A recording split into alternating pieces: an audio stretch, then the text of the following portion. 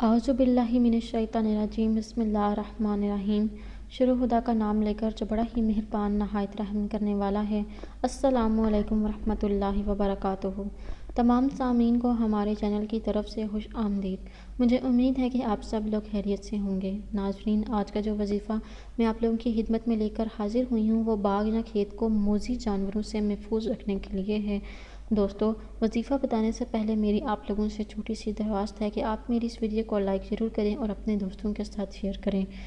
Share آپ لوگوں نے اس نیت کے ساتھ کرنا ہے کہ یہ ویڈیو آپ لوگوں کے لیے صدقہ جاریہ اور اصالِ ثواب کا ذریعہ بنے گی۔ دوستو، اب میں آپ کو بتاؤں گی کہ آپ لوگوں نے یہ وظیفہ کیسے کرنا ہے۔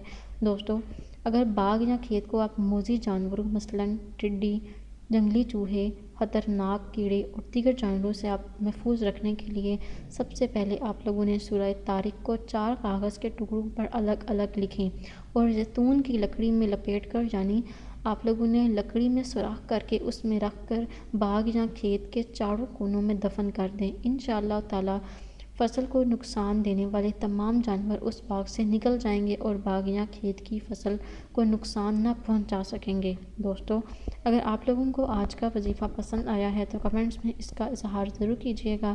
انشاءاللہ تعالیٰ آپ سے پھر ملاقات ہوگی بہت جلد ایک نئی وظیفے میں ایک نئی ویڈیو کے ساتھ۔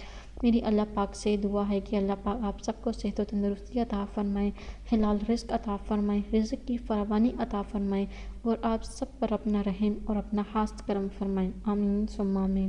دوستو، اگلی ویڈیو تک مجھے اجازت دیجیے۔ اپنی دعاؤں میں یاد ضرور رکھیے گا۔ اللہ حافظ و ناصر۔